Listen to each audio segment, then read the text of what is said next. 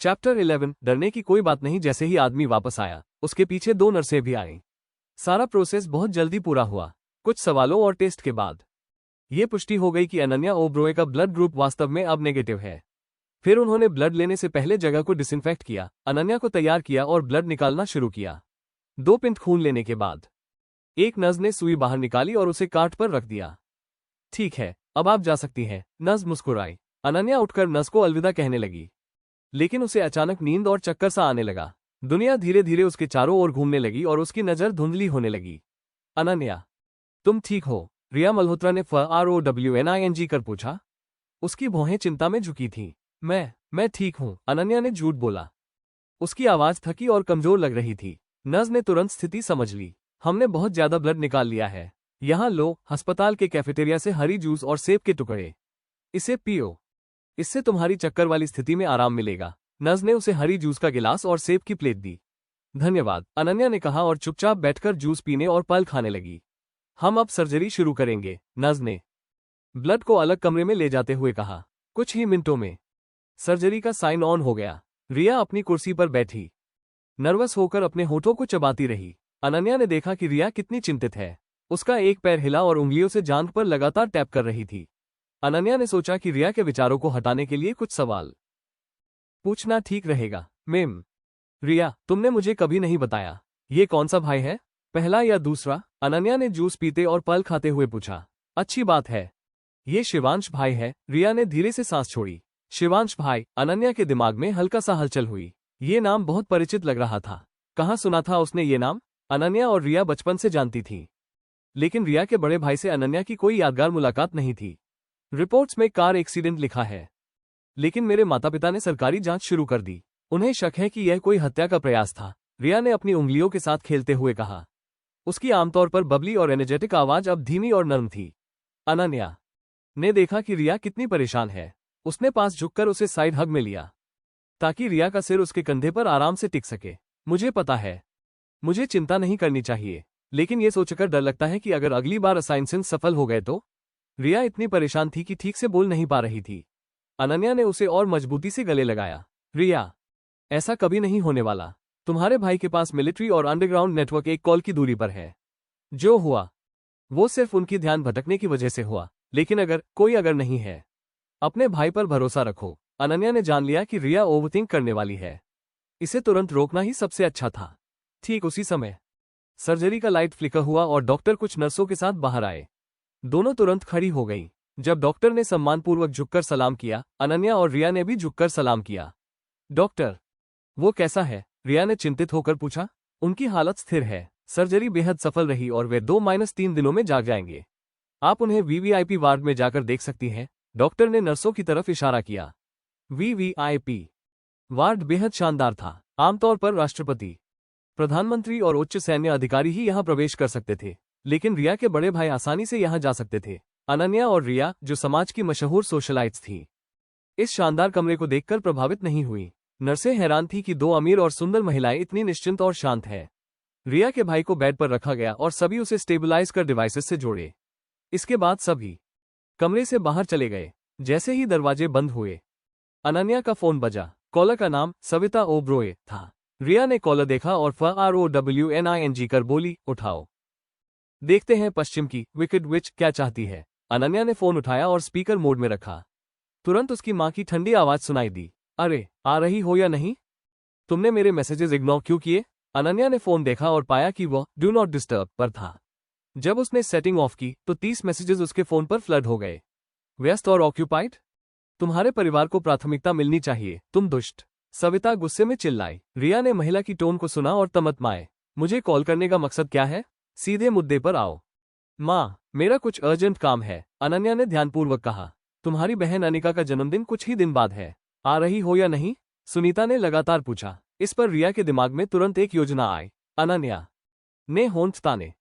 मैं नहीं, रिया ने फोन झपट कर कहा। तुम जा रही हो? और बिना सविता के जवाब का इंतजार किए उसने फोन काट दिया। अनन्या चौंक गई। क्या तुम पागल हो? मुझे सीधा शेर के मुख में फेंक रही हो? अनन्या, मैं बिना बड़ी योजना के ऐसा नहीं करती, रिया ने डार्क और मिस्चिवस स्माइल के साथ कहा। हम दोनों जानते हैं कि कबीर कपूर और ईरा शर्मा वहीं होंगे, क्योंकि अनिका उनकी सबसे बड़ी सपोर्टर है। जन्मदिन की पार्टी में तुम्हारा भव्य भाई जोर्व ओब्रोए उसी रात फ्री है। मैं उसे तुम्हारा डेट बनवा सकती हूँ। रिया खुशी से हाथ ताली बजाती हुई बोली। अनन्या की भान तनी, उसे इस योजना का अंजाम पसंद नहीं आया। Chapter 12 perfect plan. लेकिन वो आदमी कभी भी हाँ नहीं कहेगा, अनन्या ओब्रोए ने धीरे से कहा। सभी जानते थे कि अभय ओब्रोए एक प्लेबॉय है। वो महिलाओं को वैसे बदलता था जैसे कपड़े बदलता है। अपने बड़े भाई, जो हमेशा शांत और अलूफ रहते थे, के विपरीत जोर्व की पर्सनालिटी बहुत ही चार्मिंग और इजी गोइंग थी।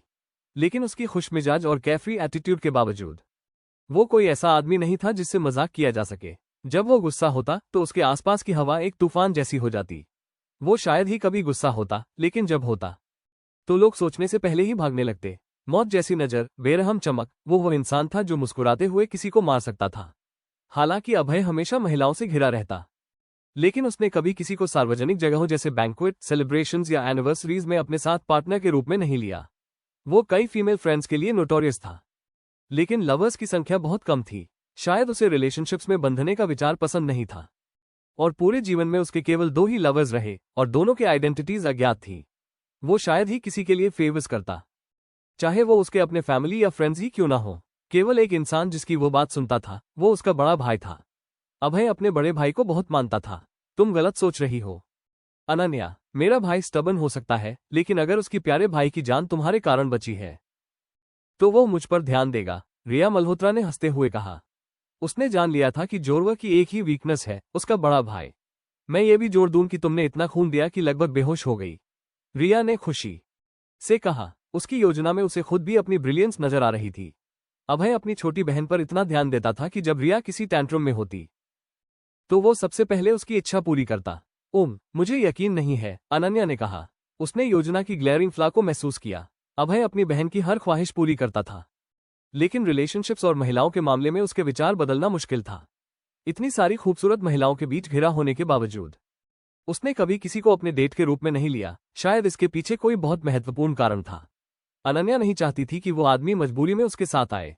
मेरी परफेक्ट योजना में क्या गलत है, रिया ने भोलेपन से पूछा। उसे लगता था कि कुछ भी गलत नहीं हो सकता, फिर भी उसकी प्यारी अनन्या उसके प्लान पर डाउट कर रही थी। कबीर कपूर इस बात की परवाह नहीं करेंगे कि मैं किसके साथ बैंक्वेट में जा रही हूं, अनन्या ने समझाया। वो अच्छी तरह जानती थी कि कबीर कपूर को जलाने का विचार असंभव था। वो इंसान जिसे हर चीज मिली थी, उसे किस बात का जेलसी होगी। वो अपने प्राइड और ड्रीम्स को वास्तविकता से ऊपर रखता था, और अगर ईरा शर्मा वहां है तो उन्हें कोई और दिखाई ही नहीं देगा। उसके लिए दुनिया सिर्फ ब्लर बन जाएगी, अनन्या ने जोड़ा। सच में उसका ध्यान हमेशा ईरा शर्मा पर ही रहता। वो उसका आंखों का तारा थी। जब वो कमरे में आती तो बाकी सब इनसिग्निफिकेंट लगने लगता। उनकी लव स्टोरी सच में ड्रीमी और फेरी टेल जैसी थी। और हाँ, मैं अब उससे ऊपर हूं, अनन्या ने दृढ़ता से कहा। जैसे ही उसने ये कहा, उसकी आवाज थोड़ी क्रैक्ट हो गई। वो खुद को मनाना चाहती थी कि उसने उसे भूल लिया है, लेकिन उसके दिल का एक छोटा हिस्सा अभी भी दर्द से भर गया था।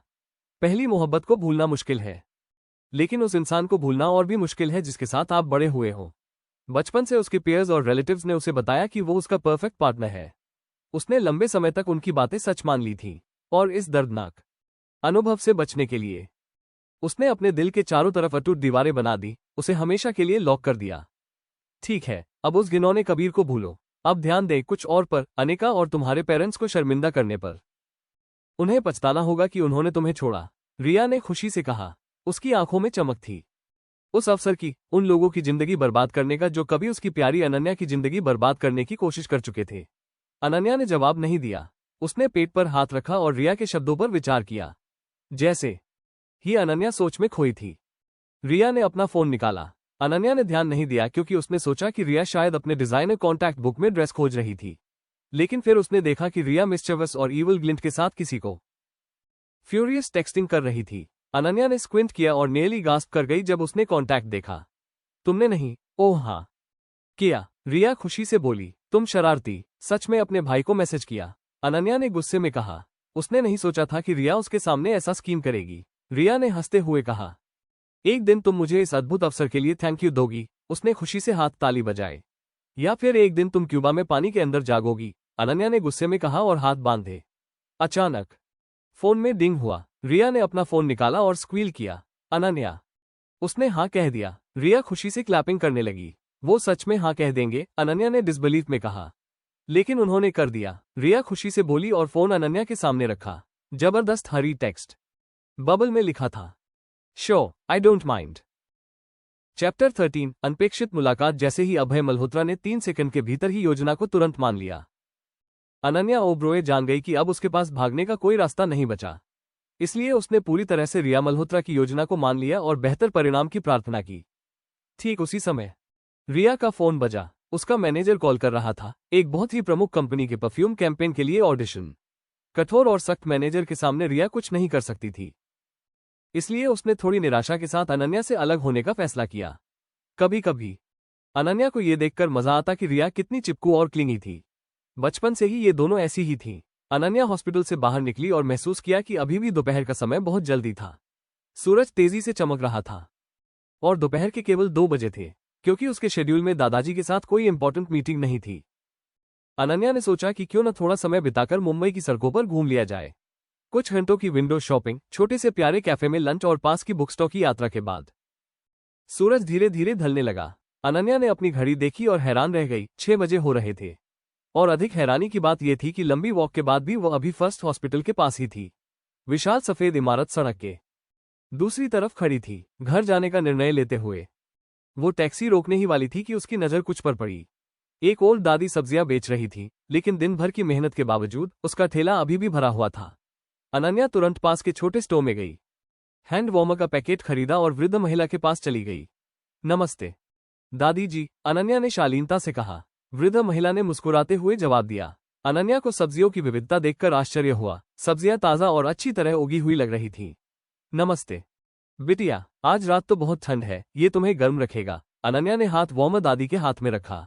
ओह धन्यवाद बेटी, आजकल के युवा इतने विनम्र नहीं होते। दादी ने हंसते हुए कुछ अतिरिक्त सब्जियां अनन्या के बैग में डाल दी। अरे इसकी जरूरत नहीं है, लेकिन वो पहले ही कुछ अतिरिक्त सब्जियां डाल चुकी थी। चिंता मत करो बेटी, दयालुता की कोई कीमत नहीं होती, दादी ने फिर मुस्कुराते हुए कहा। अनन्या ने होंठ दबाए और सोचा कि और खरीदना ही बेहतर होगा। सब्जियों की कीमत वाजिब थी, शायद सुपरमार्केट से थोड़ी कम, और दादी भी कीमत में बहुत विनम्र थी। अरे तुम्हारे खाने के लिए तो बहुत बड़ा परिवार चाहिए, दादी ने हंसते हुए कहा। नहीं नहीं, मेरा कोई परिवार नहीं है, मुझे बस सब्जियां खाना पसंद है, अनन्या ने हंसते हुए कहा। क्या वो इतनी बूढ़ी लगती थी कि किसी नई माँ का ख्याल आया? मां बनने का ख्याल अनन्या के दिल में एक हल्का सा चुभन पैदा कर गया, लेकिन उसने दर्दनाक यादों को संभाल लिया और उन्हें दबा दिया। मेरे दादाजी को सच में ऑर्गेनिक और लोकली ग्रोन सब्जियां बहुत पसंद है। उन्हें लगता है कि यह स्वास्थ्य के लिए बेहतर है, अनन्या ने कुछ और हरी पत्तेदार सब्जियां उठाते हुए समझाया। उसने काफी समय से दादाजी के लिए घर का खाना नहीं बनाया था और सोचा कि अब जाकर उन्हें खाना बनाकर देना अच्छा जेस्चर होगा। सच में ये बहुत अच्छा है, दादी ने सिर हिलाया और अनन्या द्वारा चुनी गई सब्जियों को तोलने लगी। इस दयालु और विनम्र दादी में कुछ संदिग्ध सा था, लेकिन अनन्या ने इसे नजरअंदाज कर दिया। उसने इसे रात के अंधेरे और सड़क की रोशनी का बहाना बनाया। अब तुम्हें घर जाना चाहिए बिटिया, बहुत अंधेरा हो रहा है। इतनी खूबसूरत लड़की के लिए रात में सड़कों पर घूमना ठीक नहीं है, दादी ने चिंता करते हुए कहा और सब्जियों को पैक करने लगी। धन्यवाद दादी, उम्मीद है आप भी जल्दी घर जाएंगी। ठंड बढ़ रही है, यह आपके स्वास्थ्य और शरीर के लिए अच्छा नहीं है। अनन्या ने अपना स्कार्फ उतारकर दादी की गर्दन में डाल दिया। अगर यह पुरानी अनन्या होती तो वह एल्डर्स की इतनी परवाह नहीं करती, लेकिन अब 2 साल की मैच्योरिटी के बाद उसने एल्डर्स की बहुत कदर करना सीख लिया था। अरे कितना प्यारा स्कार्फ है, क्या तुम वाकई इसे देना चाहती हो? दादी ने हाथ से मुलायम कपड़े को छुआ। अनन्या ने तुरंत हाँ कहा। बिल्कुल, यह आपको गर्म रखेगा। उसने मदद की और दादी के गले में स्कार्फ ठीक से बांधा। धन्यवाद बेटी, तुम सच में बहुत दयालु हो। दादी ने अपनी झुर्रियों भरी हाथों से अनन्या के मुलायम हाथ को थपथपाया। अब जाओ, देर न हो जाए, दादी ने मजाकिया अंदाज में कहा। अनन्या ने अलविदा कहा और आगे बढ़ गई। पूरा समय वो महसूस नहीं कर पाई कि उसकी पीठ पर कोई भारी नजरें थीं। यह नजरें तभी से थीं जब उसने हाथ वार्मर खरीदा था। पुरुष हैरान था कि अनन्या इतनी विनम्रता से एल्डरली के साथ व्यवहार कर रही थी। उसने सोचा कि यह वही अनन्या हो ही नहीं सकती। कबीर कपूर ने आखिरी बार सिगरेट का धुआं फूंका, जमीन पर फेंककर जूते की एड़ी से रगड़ दिया। वो मूल रूप से अस्पताल आने वाला था, क्योंकि उसने सुना कि शिवांश मल्होत्रा गंभीर कार एक्सीडेंट में घायल हुए हैं। कबीर ने अनन्या को देखने का कोई इरादा नहीं बनाया, लेकिन उसकी आंखें अनन्या और वृद्ध दादी के इंटरैक्शन पर ठहर गईं। उसने आश्चर्य से देखा कि वो इतनी दयालु कैसे हो सकती है, लेकिन उसका कार ठेला से कुछ मीटर दूर था, इसलिए पूरी तरह नजर डाल पाना मुश्किल था। सर, इतनी देर ठंड में खड़ा रहना ठीक नहीं है, चलिए अंदर चलते हैं और सीईओ मल्होत्रा को सम्मान देते हैं, उसकी प्राइवेट सेक्रेटरी मीरा चौधरी ने कहा। वो जानना चाहती थी कि वो क्या देख रहा था, लेकिन कबीर की ऊंचाई और उसकी बाईं तरफ खड़े होने के कारण उसने कुछ नहीं देखा। ठीक है, चलो, कबीर ने कर्टली कहा। वो अस्पताल के ऑटोमेटिक स्लाइडिंग डोर से अंदर चला गया, हाथ अपनी फिटेड सूट की पॉकेट्स में डाले। मीरा पीछे पीछे चल रही थी, सम्मान दिखाते हुए एक कदम पीछे। उसने टैबलेट देखा और नई मैसेज नोटिस की। मैडम सविता की बेटी अनिका ओब्रॉय का जन्मदिन आने वाला है, उसने आपको बुलाया है, क्या आप उपस्थित होंगे? मीरा ने रिले किया। कबीर ने बिना सोचे समझे उत्तर दिया, इनकार करो, मुझे इन बेकार के जन्मदिन के बैंक्वेट्स में समय नहीं है। उसने हॉस्पिटल के एलिवेटर की ओर बढ़ते हुए कहा। अच्छा, लेकिन ईरा शर्मा अनिका की दोस्त है और उसने इच्छा जताई है, तो इनविटेशन स्वीकार करो, कबीर ने मुस्कुराते हुए कहा। यह अवसर था ईरा को खुश करने का। हाल ही में उनके बीच एक छोटा मिसअंडरस्टैंडिंग हुआ था और वो उससे नाराज थी। शायद ये जन्मदिन का बैंक्वेट उसे खुश कर देगा। अध्याय 14 ओल्ड मनी अपडेटेड नेम्स। सब्जियों का ठेला टैक्सी में रखते हुए अनन्या ओब्रॉय ने मन ही मन तय किया कि अब उसे अपनी कार इस्तेमाल करनी चाहिए। कभी कभी उसे टैक्सी में सफर करना पसंद आता था क्योंकि उसे खुद ड्राइव नहीं करनी पड़ती थी, लेकिन जैसा कि उसे ये पसंद था कि कोई और उसे ड्राइव करे, वैसा ही विचार पर्सनल शोफर रखने का उसे बिल्कुल पसंद नहीं था। उसके दादाजी हमेशा कहते थे कि उसे एक पर्सनल ड्राइवर रखना चाहिए, लेकिन अनन्या को टैक्सी ज्यादा सुविधाजनक लगती थी। ये हमेशा उपलब्ध होती थी और इसके साथ ऑकवर्डनेस नहीं होती थी। कोई पूरा दिन आपका इंतजार करता रहे, सिर्फ ये देखकर कि शायद आप घर से बाहर ही न निकले। रास्ते के आधे में अनन्या ने सोचा कि क्यों न दादाजी के पास जाकर उन्हें वो सब्जियां लेकर घर पर उनका पसंदीदा खाना बना दिया जाए। उसने टैक्सी ड्राइवर को दिशा बदलने के लिए कहा और जब उसने भारी टिप जार में डाली तो ड्राइवर खुशी खुशी तैयार हो गया। अनन्या ने पहले से ही दादाजी को मैसेज कर दिया ताकि उन्हें पता रहे कि वह आ रही है, क्योंकि जोरवर ओब्रॉय एक वर्कहॉलिक थे। अगर कोई उन्हें घर आने के लिए नहीं कहता तो शायद वो ऑफिस में ही डूबे रह जाते। सौभाग्य से मिस्टर रॉ हमेशा समय की याद दिलाने के लिए मौजूद रहते थे। अनन्या की दादी बहुत पहले ही चल बसी थी, इसलिए अनन्या ने उन्हें कभी जानने का मौका नहीं पाया। कभी कभी वो सोचती थी कि दादाजी बहुत अकेले हैं, क्योंकि उनके आसपास ज्यादा ग्रैंडचिल्ड्रन नहीं थे, लेकिन फिर उसे समझ आता कि उन्हें शांत और सादगी भरा जीवन ज्यादा पसंद था। वो कई बच्चों के साथ घुलमिलकर नहीं रहते थे। अब तक केवल 3 ही ग्रैंडचिल्ड्रन थे जिनका ध्यान उन्होंने आकर्षित किया। उनके लिए फैमिली हमेशा बिजनेस के बाद थी, और जब तक ग्रैंडचिल्ड्रन ओब्रॉय कॉप में योगदान नहीं देते, दादाजी उन्हें ध्यान से नहीं देखते। अनन्या जानती थी कि दादाजी का उसे पसंद करना इस वजह से भी था कि वो परिवार में सबसे छोटी थी जिसने हार्वर्ड बिजनेस स्कूल से डिग्री ली थी। अनन्या सिर्फ 20 साल की उम्र में कॉलेज खत्म कर चुकी थी, जो उसके पेयर्स से पहले था, और क्योंकि उसने खुद ही ओब्रॉय कॉप संभाला था, जोरवार ओब्रॉय ने देखा कि अनन्या में वास्तव में बहुत पोटेंशियल है। जोरवार ओब्रॉय ने अनन्या की हिडन क्षमता देखी थी। सौभाग्य से वो अभी भी 23 साल की थी, इसलिए ट्रेनिंग के लिए बहुत उपयुक्त कैंडिडेट थी। हालांकि उसे ज्यादा सीखने की जरूरत नहीं थी। 1 साल के छोटे से समय में उसने ओब्रॉय कॉप की स्टॉक मार्केट वैल्यू में भारी वृद्धि की थी, जो लगभग असंभव था। इसने दादाजी को और अधिक उत्सुक कर दिया कि अनन्या और क्या कर सकती है। दादाजी हमेशा उसका ध्यान रखते थे, लेकिन एक चीज अनन्या ने उनसे आसानी से छुपा रखी थी, उसकी प्राइवेट इन्वेस्टमेंट कंपनी फेली कॉप, जिसे एक डीकॉय सीईओ चला रहा था। मैम, मुख्य प्रवेश द्वार बंद है, टैक्सी ड्राइवर ने थोड़ी घबराहट में कहा। मुख्य प्रवेश द्वार पर ऊंचा और असंभव सा लगने वाला फेंस खड़ा था। इंट्रिकेटली डिजाइंड मेटल गेट और हाई सिक्योरिटी वाले गार्ड्स वहां तैनात थे। कोई बात नहीं, मैं संभाल लूंगी, धन्यवाद। अनन्या ने टैक्सी का भुगतान किया और अपने सब्जियों के बैग उठाए। द्वार के चारों ओर 4 पुरुष खड़े थे, दो हर तरफ। वे सिर से पांव तक काले कपड़ों में, सनग्लासेस पहने और गंभीर चेहरे के साथ थे। अनन्या जानती थी कि उनके सूट में कंसील्ड वेपन्स है। उसने गार्ड्स को इग्नोर किया और प्राइवेट कीपैड की ओर बढ़ी। पुरुष हिले नहीं, लेकिन उनकी निगाहें चुपचाप अनन्या की हर हरकत पर थी। अनन्या ने जटिल पासवर्ड दबाया, आंख और फिंगरप्रिंट स्कैन कराया, और अंततः मॉनिटर ने बीप किया। स्क्रीन पर दिखाई दिया मिस्टर रैव, वृद्ध बटलर। जोरवार ओब्रॉय के मेंशन में प्रवेश पाना आसान नहीं था। केवल कुछ ही लोगों को फुल एक्सेस था, बाकी सभी को सेकंड या थर्ड मैंशन में मिलना पड़ता, यहां तक कि अनन्या के पिता या कजिन्स को भी। मेन मैंशन में इतनी स्वतंत्रता नहीं थी, पर अनन्या को थी। मिस्टर रैव, काफी समय हो गया, अनन्या ने मुस्कुराते हुए कहा। वो फैमिलियर बटलर था जिसकी फैमिली ने जनरेशन से ओब्रॉय फैमिली की सेवा की थी। ओब्रॉय फैमिली ओल्ड मनी थी, जिसका देश में गहरा और पुराना रुतबा था। रैव फैमिली और ओब्रॉय फैमिली के रिश्ते 1 सदी से गहरे थे। वास्तव में मिस अनन्या, मैं मैंशन में आपका काफी समय से स्वागत नहीं हुआ। हमेशा की तरह प्राइवेट शोफर आपके लिए इंतजार करेगा, मिस्टर रैव ने बताया। मुख्य प्रवेश द्वार केवल पहला सिक्योरिटी लेयर था। उसके आगे एक वेल गार्डेड लंबा पथ था जिसमें हिडन वेपन्स और गार्ड्स थे। चूंकि पाथ बहुत लंबा था, इसलिए हमेशा प्राइवेट ड्राइवर आगे बढ़कर लोगों को मेन मैंशन तक पहुंचाता था। जैसे ही बटलर ने बात खत्म की, गेट खुला और एक स्लीक ब्लैक कार सामने खड़ी दिखी। अनन्या ने सावधानीपूर्वक कार में चढ़ाई की। सामने खड़े गार्ड्स तुरंत उसके ग्रोसरीज कार में रखने लगे। धन्यवाद, उसने गर्मजोशी से कहा। यदि वे उसके शब्दों से हैरान हुए तो उन्होंने दिखाया नहीं, केवल नर्म मुस्कान और सिर हिलाया। कार की यात्रा मुख्य मैंशन तक जल्दी हो गई। 3 मिनट में वो मुख्य द्वार पर थी। मिस्टर रैव पहले से ही एंट्रेंस पर स्वागत के लिए खड़े थे, हाथ में गर्म टॉवल के साथ। कुछ मेड भी उनके साथ थी, सिर झुकाकर। Welcome home miss Ananya, butler ने गर्मजोशी से कहा। हाँ, घर आकर अच्छा लग रहा है। अनन्या ने घर की यादों को याद करते हुए हल्की मुस्कान दी। कृपया अंदर आइए, मास्टर ओब्रॉय को आपकी उपस्थिति की जानकारी दे दी गई है। वो जल्द ही आएंगे। बटलर ने अनन्या को विशाल मैंशन के अंदर गाइड किया। उन्होंने मेड को ग्रोसरीज किचन में ले जाने का संकेत दिया।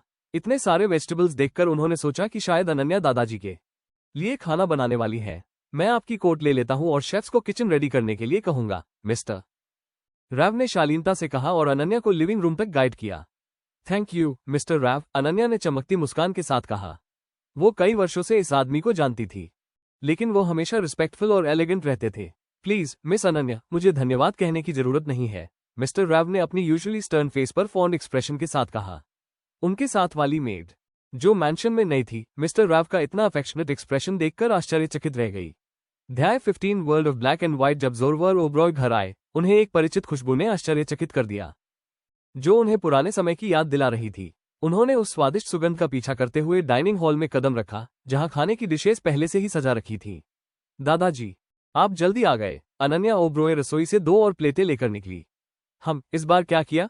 जोरवार ओब्रॉय मुस्कुराए इस खास ट्रीटमेंट को देखकर। उनकी प्यारी पोती उनके पसंदीदा खाने की डिशेस बना रही थी, वही जो उनकी पत्नी पहले बनाती थी। आप हमेशा सबसे बुरा मान लेते हैं, दादाजी, अनन्या ने उनके स्केप्टिकल व्यवहार पर मुस्कुराते हुए कहा।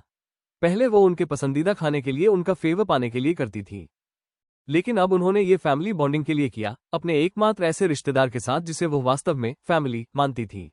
अनन्या के कई ब्लड रिलेटेड एक्वेंटेंसेस थे, लेकिन कुछ ही को वो रिलेटिव्स मानती थी।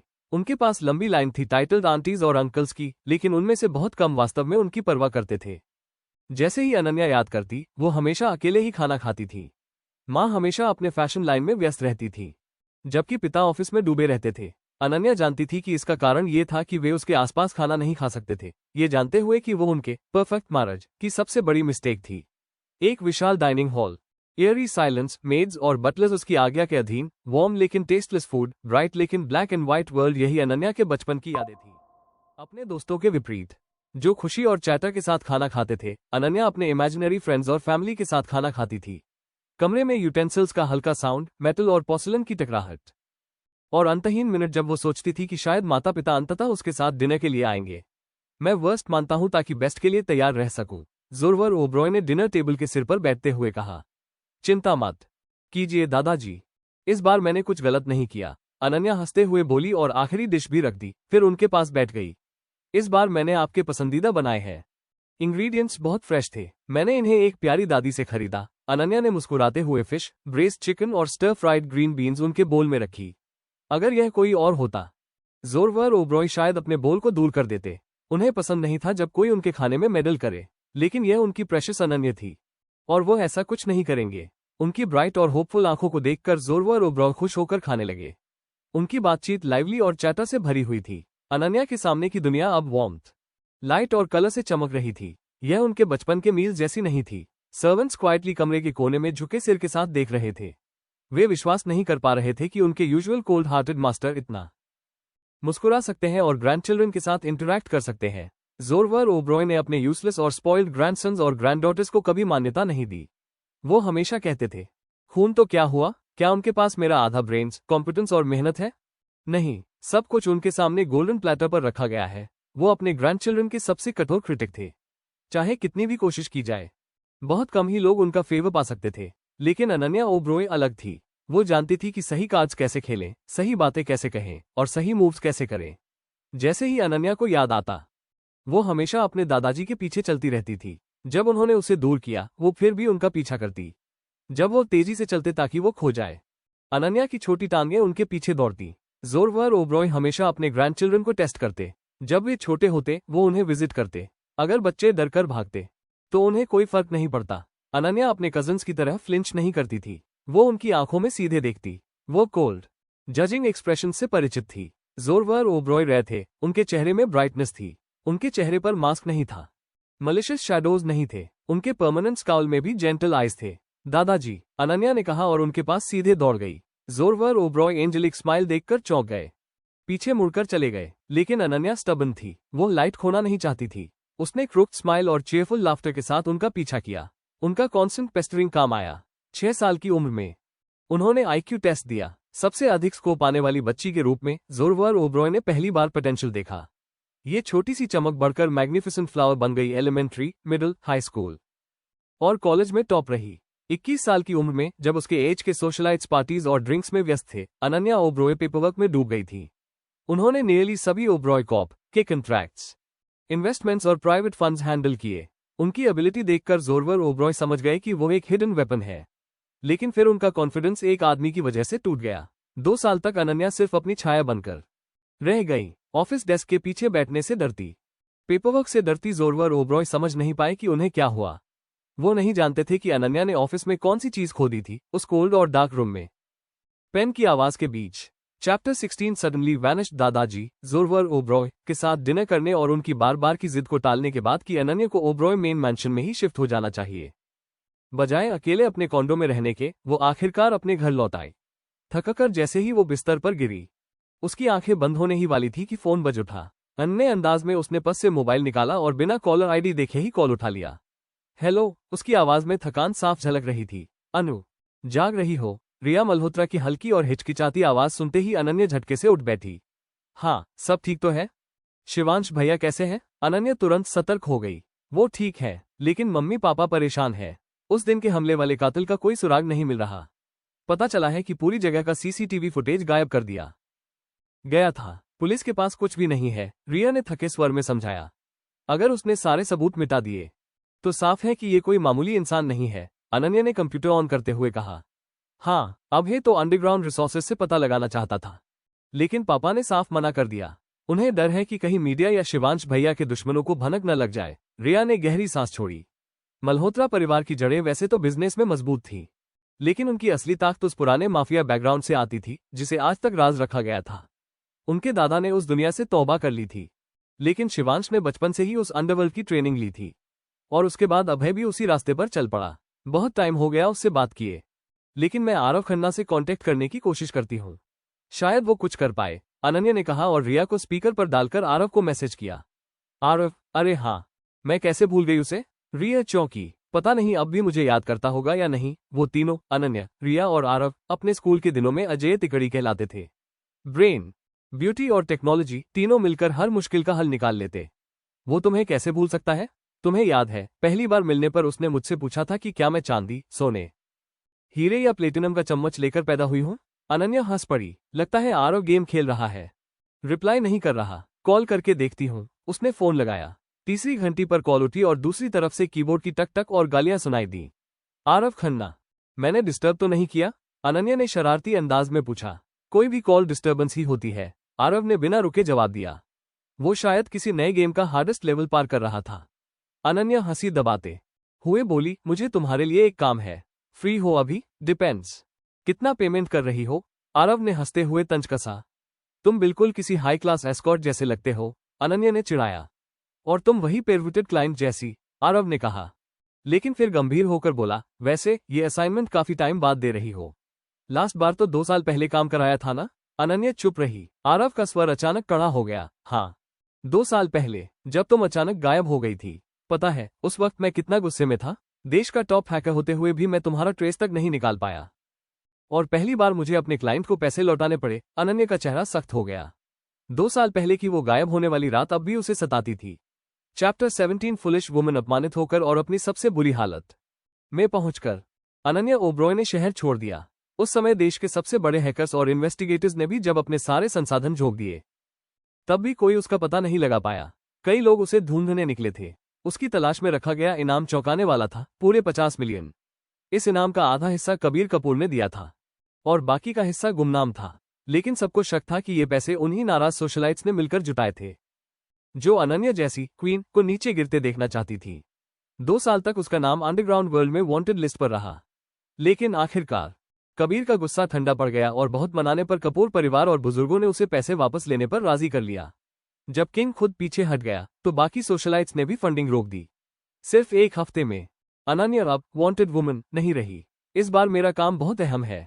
ये कोई पेटी बदला लेने या किसी व्हाइट लोटस को फेस स्लैप करने वाला मिशन नहीं है, अनन्या ने खुद से बुदबुदाया, अपने बीते हुए दिनों को याद करके। कभी वो इरा शर्मा से नफरत से भरी रहती थी। उसे तकलीफ देने के लिए उसने हर मुमकिन कोशिश की, लेकिन अब उसे एहसास था कि गलती सिर्फ आयरा की नहीं थी, गुनाह बराबर कबीर कपूर का भी था। लेकिन वो हमेशा आयरा पर ही चढ़ बैठी और उसी की दुनिया बर्बाद करने की कोशिश करती रही। मैं कितनी बिगड़ी हुई और गुस्सैल थी। आयरा का खून बहाने की प्यास ने मुझे खुद ही तबाह कर दिया। फिर भी आरव, तुम मेरे साथ खड़े रहे, अनन्या ने मन ही मन सोचा। उसकी आंखों में वो पल तैर गए जब उसने कबीर और इरा को एक दूसरे की बाहों में देखा था। उस दिन उसके अंदर की दुनिया जलकर राख हो गई थी। उसने सब कुछ नष्ट करने की ठानी और उसी में खुद को भी खो दिया। जैसा कि मैं हमेशा कहता हूं, तुम्हारा सिग्नेचर परफ्यूम अनबिलीवेबल वेल्थ है, जिसकी भी खुशबू आती है उसे मेरे दिल में हमेशा एक सुरक्षित जगह मिलती है, आरव खन्ना ने फीकी मुस्कान के साथ कहा। ये मूर्ख औरत, क्या सच में उसे शक था कि आरव उसके साथ सिर्फ पैसों की वजह से था? असल में आरव उससे कहीं ज्यादा परवाह करता था। वो अनन्या के लिए सिर्फ दोस्त नहीं था, वो कभी उसका रक्षक रहा था। लेकिन तुम्हें तो कई लोगों ने पैसे दिए मुझे छोड़ने के लिए। अनन्या की आवाज धीमी हो गई, जैसे खुद से शर्माते हुए बोल रही हो। आरव कुछ देर खामोश रहा। अनन्या को लगा शायद वो उसकी बात नहीं सुन रहा, गेम में डूबा हुआ होगा। लेकिन फिर उसकी आवाज आई, कोई भी पैसा मुझे तुम्हें छोड़ने पर मजबूर नहीं कर सकता, जो तुमने मेरे लिए किया है। उसके बाद तो बिल्कुल नहीं। उसकी आवाज में वो सॉफ्टनेस थी जो अक्सर आरव कभी नहीं दिखाता। अनन्या के चेहरे पर एक हल्की मुस्कान आ गई। उसे आरव की वो अंधेरी रातें याद थीं जब उसकी कलाई पर कट्स भरे रहते थे, आंखों में रोशनी नहीं होती थी और पूरी जिंदगी टूट चुकी लगती थी। उस समय वो आरव को उसकी अंधकार में गहराई से खींचकर बाहर लाई थी। अरे यार, अगर तुम ऐसे ही चुप रही तो मैं रो दूंगा। आरव की आवाज भर्राई सी लगी। यही वजह थी कि उसे पुरानी बातें छेड़ना बिल्कुल पसंद नहीं था। अनन्या हंस पड़ी, तुम्हें रोते देखना अरबों का मुनाफा होगा, उसने मजाक किया। आरव चौंक गया, सीधा बैठ गया। सच में? अगर तुम मुझे अरबों दोगी तो मैं जितना चाहो उतना रो सकता हूं। पगले, मैं मजाक कर रही थी, अनन्या मुस्कुरा दी। बू, तुम बिल्कुल मजेदार नहीं हो। आरव ने मुंह बना लिया। अच्छा, अब बताओ तुम्हारा नया मिशन क्या है? आरव ने गेम बंद करके अपने दूसरे मॉनिटर पर स्विच किया। अनन्या का चेहरा गंभीर हो गया। मुझे एक सिल्वर वैन की पूरी जानकारी चाहिए, जिसने किंगस्टन स्ट्रीट पर एक ब्लैक मेबाक को टक्कर मारी थी। उस वैन का बैकग्राउंड, ओनर, लाइसेंस प्लेट, सब कुछ। आरव ने भौहें उठाई। दिलचस्प है, लेकिन पहले रेट बताओ। अनन्या मुस्कुराई। कहो कितना चाहिए? रीजनेबल हो तो मैं दे दूंगी, 1 मिलियन, आरव ने ब्लंटली कहा। अनन्या थोड़ी चौंकी। 1 मिलियन? तुम्हारे रेट्स तो 2 साल में 200% बढ़ गए। उसने लैपटॉप खोलकर तुरंत पैसे भेज दिए, लेकिन उसके चेहरे पर हल्की चिंता झलक रही थी। आरव, सब ठीक तो है? क्या कुछ ऐसा है जो मुझे पता होना चाहिए? आरव कुछ देर चुप रहा, फिर बस इतना बोला, मैं नहीं जानता कहां से शुरू करूं। उसकी आवाज अटक गई। अनन्या ने धीरे से कहा, कोई बात नहीं, जब मन हो तब बताना। मैंने पैसे ट्रांसफर कर दिए हैं। आरव ने गहरी सांस ली। ठीक है, मैं अभी काम शुरू करता हूं। कल दोपहर तक रिपोर्ट तुम्हारे पास होगी, ठीक है? शुभ रात्रि, आरव, अनन्या ने कहा। गुड नाइट, अनु। आरव ने कॉल काट दी और स्क्रीन पर हैकिंग टूल्स खोल दिए। कॉल खत्म होते ही अनन्या ने सारी डिटेल्स रिया मल्होत्रा को टेक्स्ट कर दी, बस 1 मिलियन वाली डिटेल छोड़कर। Riya, thank you so much, Anu. अगली बार मैं ट्रीट दूंगी। अनन्या मुस्कुरा दी। All right, I will hold you accountable for that, उसने जवाब भेजा। रिया ने देर तक कोई रिप्लाई नहीं किया। अनन्या ने सोचा, शायद वो पूरे दिन की थकान से सो गई होगी। वो भी बिस्तर पर लेट गई और जल्दी ही गहरी नींद में डूब गई। उसे क्या पता था कि कल सुबह उसके जीवन में एक नया तूफान आने वाला है। Chapter 18 saving grace. सुबह के 9 बजे ही अनन्या ओब्रॉय की नींद उसकी प्यारी सी रिंगटोन ने उड़ा दी। उसने करवट बदलते हुए टाइम देखा और माथा पकड़ लिया। लोग मुझे सोने क्यों नहीं देते? वो बड़बड़ाई और आखिरी रिंग पर कॉल उठा लिया। हेलो, उसने नींद भरी आवाज में कहा। आंखें मुश्किल से खुली थीं। हाय राम, तुमने आखिरी रिंग पर कॉल उठाया? पहली या दूसरी पर क्यों नहीं? मुझे पता है मेरी छोटी सी हर्मिट की तो कोई लाइफ नहीं है, रिया मल्होत्रा ने हमेशा की तरह चिढ़ाते हुए कहा। उनकी दोस्ती का रिश्ता सिर्फ एक दूसरे का साथ देने पर ही नहीं, बल्कि मजाक और नोक झोंक पर भी टिका था। अगर सिर्फ तारीफें और कॉम्प्लीमेंट्स ही होते तो वो रिश्ता कितना नीरस होता। तो ये बिग शॉट इतनी फुर्सत में है कि रिंग गिन रही थी। अनन्या ने नींद से भरी आवाज में पलटवार किया। हाँ जी, क्योंकि ये बिग शॉट तो अब इतनी बड़ी हो गई है। पर उसके पास भरोसेमंद दोस्त ही नहीं। रिया ने बनावटी उदासी दिखाई, जिस पर अनन्या हंस पड़ी। तो फिर इस बिग शॉट को ब्रंच के लिए कंपनी चाहिए? अनन्या ने टैक्सी रोकते हुए पूछा। गलत। इस बार ये खाने पीने की शौकीन तुम्हें फर्स्ट हॉस्पिटल में देखना चाहती है। कल ही शिवांश भाई को होश आया है, मैंने सोचा हम दोनों उन्हें मिलने चले, रिया ने कहा। अनन्या ने भौहें चढ़ाई। मैं क्यों साथ चलूं? कहीं तुम मुझे फिर किसी सेटअप में तो नहीं फंसा रही? लेकिन तुरंत ही उसने सोचा, ये मुमकिन नहीं। आखिर शिवांश मल्होत्रा तो मल्होत्रा एंटरप्राइज के सीईओ थे। भले ही वो एव ड्रिप से जुड़े हों, लेकिन अगर उन्हें कुछ पसंद न हो तो एक इशारे पर उसे पूरे देश के टॉप हॉस्पिटल से बाहर फेंकवा सकते थे। तुम्हें चलना होगा क्योंकि तुमने उनकी जान बचाई है। तुम उनकी सेविंग ग्रेस हो, रिया ने उत्साह से कहा। अनन्या ने आंखें घुमाई। Saving grace? अरे प्लीज, मैंने बस खून डोनेट किया था। असली काम तो डॉक्टर ने किया। वो टैक्सी में बैठ गई और ड्राइवर को अस्पताल का नाम बता दिया। लेकिन तुम पहले आई थी, रिया ने जिद की। क्या मतलब पहले आई थी? ये कौन सी लॉजिक है? अनन्या ने हैरानी से पूछा। रिया ने नकली आह भरी। इतने साल हार्वर्ड में पढ़कर भी तुम्हारा दिमाग ज्यादा तेज नहीं हुआ, बोल रही है वो जीनियस जिसने वायलिन बीच में छोड़ दिया। अनन्या ने हंसते हुए चुटकी ली। असल में रिया कभी बेहतरीन वायलिनिस्ट हुआ करती थी, लेकिन मॉडलिंग करियर के लिए उसने वो छोड़ दिया था। टुशे मेरी जान, टुशे, रिया ने हंसते हुए मान लिया। अगर ये बातें कोई और कहता तो रिया नाराज हो जाती, लेकिन अनन्या की तीखी बातों में कभी चुभन नहीं होती। लेकिन मेरी बात बीच में मत काटो, रिया ने गुस्से में कहा। अनन्या ने होंठ दबाकर अपनी हंसी रोक ली। डॉक्टर बाद में आए, तुम पहले पहुंची। अगर तुम्हारा अब नेगेटिव खून न होता तो सर्जरी पूरी ही नहीं हो पाती, इसलिए तुम ही उसकी सेविंग ग्रेस हो, रिया ने गर्व से कहा। अनन्या ने एक भौं ऊपर उठाई और मुस्कुराई। बहस करने का मन नहीं था तो उसने मान लिया। ठीक है, तुम सही हो, मैं तो हमेशा सही हूं, रिया ने कहा और तभी उसका फोन बज उठा।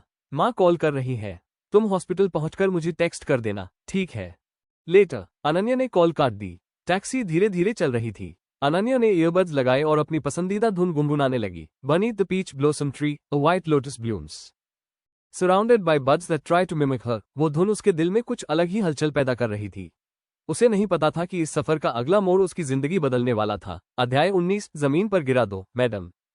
ये गाना जो आप गुनगुना रही है बहुत सुंदर है, ड्राइवर ने मुस्कुराते हुए कहा जब उसने अनन्या ओबरॉय की धीमी हमिंग सुनी। अनन्या हल्का सा शर्मा गई। धन्यवाद, ये सुनीली के नए एल्बम का गाना है, उसने अपने हेडफोन उतारते हुए जवाब दिया। ड्राइवर ने भौहें चढ़ाई। सुनीली? क्या वही मशहूर गायिका नहीं जिसने अपने पति की रखेल को बीच सड़क पर पीटकर जमीन पर गिरा दिया था? पूरा इंटरनेट उसी की इस हरकत पर बनता हुआ था। कुछ लोग उसे बेरहम कह रहे थे तो कुछ उसके हक में ताली बजा रहे थे। ड्राइवर ने पीछे बैठे अनन्या की तरफ नजर डाली। वो एकदम क्लासी बिजनेस वुमन लग रही थी। नीले रंग की महंगी ब्लाउज, सफेद पैंट और हाथ में लग्जरी पर्स। उसे देखकर ऐसा लगता ही नहीं था कि वो किसी स्कैंडलस सिंगर की फैन होगी।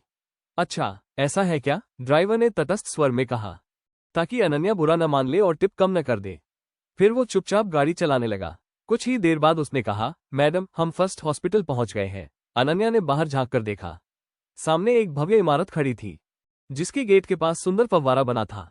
धन्यवाद, उसने मुस्कुराते हुए 2 लाल 1,000 रुपए के नोट उसकी तरफ बढ़ाए। ड्राइवर की आंखें चमक उठी। बाकी रख लो, अनन्या ने हल्के अंदाज में कहा और दरवाजा बंद कर दिया। वो सीधी रिसेप्शन डेस्क की ओर बढ़ी। हेलो, वीवीआईपी रूम किस फ्लोर पर है? नज ने संदेह से अपनी सहकर्मी की तरफ देखा। अनन्या ने आश्वस्त किया, ओह घबराए मत, मैं रिया मल्होत्रा की दोस्त हूँ। नज ने उसकी ब्लाउज और पर्स को गौर से देखा। कोई शक नहीं, ये महिला भी अमीर खानदान से थी। मैडम, बिना पहचान पत्र हम रूम नंबर नहीं बता सकते, पर वीवीआईपी रूम 11वीं मंजिल पर है। ओके, थैंक यू, अनन्या ने मुस्कुराकर कहा और सीधे लिफ्ट में चली गई।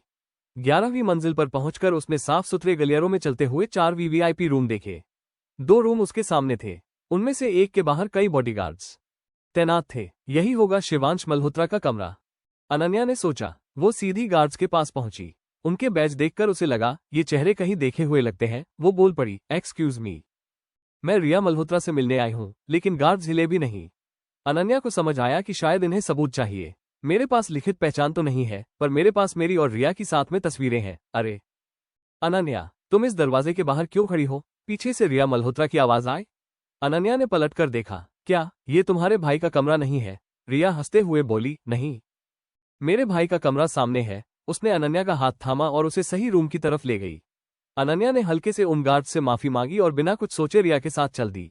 उसे जरा भी अंदाजा नहीं था कि उसी वक्त रिया की आंखों में एक अजीब सा साया उतर आया था, लेकिन अनन्या के मन में एक ही सवाल गूंज रहा था, आखिर उस कमरे में कौन है जिसके दरवाजे पर इतनी सुरक्षा है। Chapter 20 absolute monarch. अनन्या और ओब्रॉय ने रिया मल्होत्रा के पीछे पीछे हॉल्स के एक अलग सेक्शन में कदम रखा, जहां एक और ग्रुप बॉडीगार्ड्स खड़े थे एक दरवाजे के सामने। वाह, इन बॉडीगार्ड एजेंसीज को पैसा बहुत मिलना चाहिए, जितने लोग इन्हें हायर कर रहे हैं, अनन्या ने सोचा।